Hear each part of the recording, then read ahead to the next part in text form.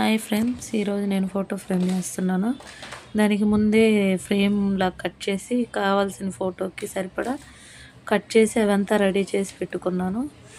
ఆ ఫ్లవర్స్ నేను ఒకసారి చూపిస్తాను ఎలా చేయాలి, ఎలా కట్ చేయాలి అని. చూడండి, నేను ముందే చేసుకున్నాను ఆ ఫ్లవర్స్.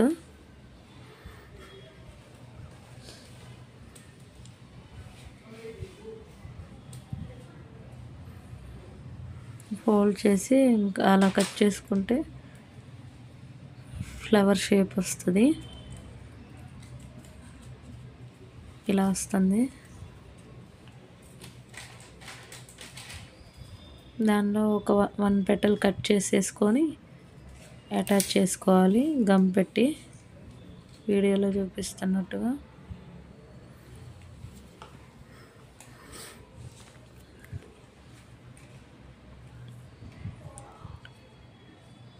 ఫైనల్గా ఫ్లవర్ ఇలా వస్తుంది.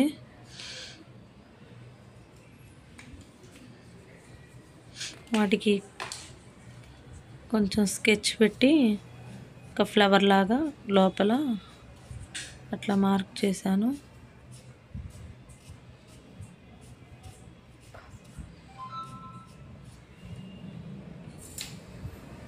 ఫైనల్ అవుట్పుట్ అది. అలాగే నేను 4 చేసి చూపిస్తున్నాను మీకు.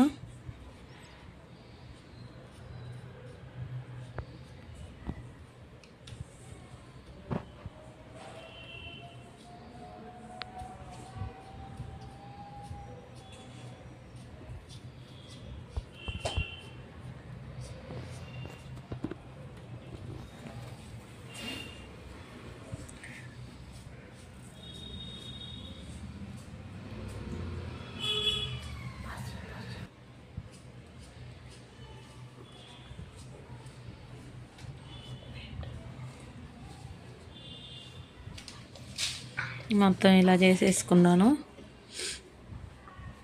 అవి ఫ్రేమ్కి 1 బై 1 గమ్ పెట్టి స్టిక్ చేసుకోవాలి.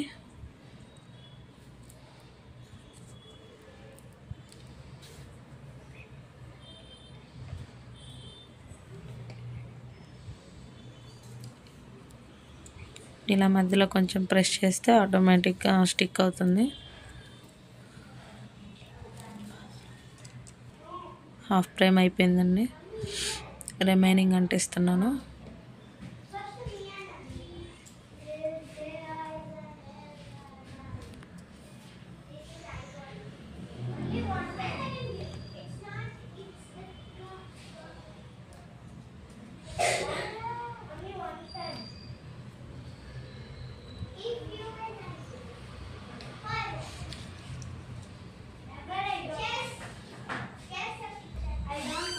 ఇలా ఫ్రేమ్ మొత్తం స్టిచ్ చేసేసుకోవాలి. స్టిక్ అవుతుంది ఈజీగానే. కొంచెం థిన్గా ఉన్న పేపర్ తీసుకోండి. నేను కొంచెం థిక్గా ఉన్న పేపర్ తీసుకున్నాను. కొంచెం టైం పట్టింది డ్రై అవ్వడానికి. స్టిక్ చేయడం అయిపోయిందండి. చూడండి ఎలా వచ్చిందో.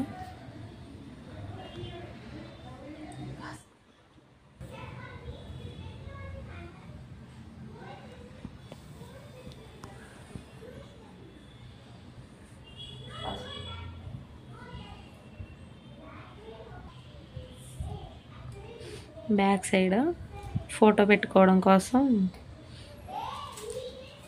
రిమైనింగ్ అంటించేస్తున్నాను. బ్యాక్ సైడ్ ఇంకా అంటించేసేసుకొని ఫినిష్ చేసి ఫోటో పెట్టేసుకోవడమే.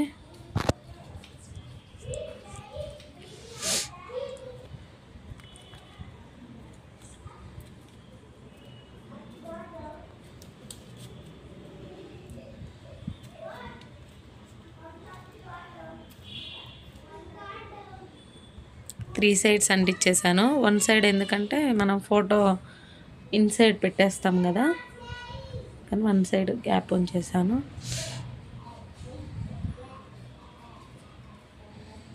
ఇంకా ఫైనల్గా పైన ఒక కార్డ్బోర్డ్ అంటించేస్తే ఫ్రేమ్ రెడీ అవుతుంది.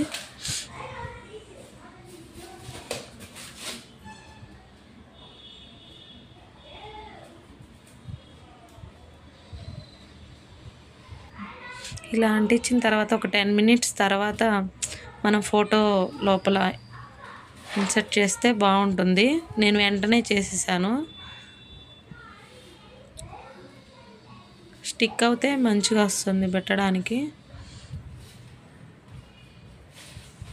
నేను బాలరాముడు ఫోటో ఉంటుంది కదా, అది తీసుకున్నాను.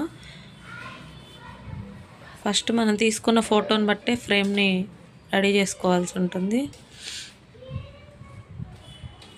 ఫైనల్ అవుట్పుట్ అయితే ఇలా ఉంది.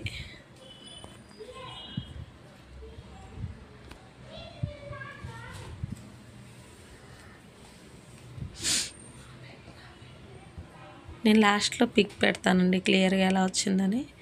వీడియోలో అంత క్లియర్గా లేదు. Thank you for watching. Please subscribe.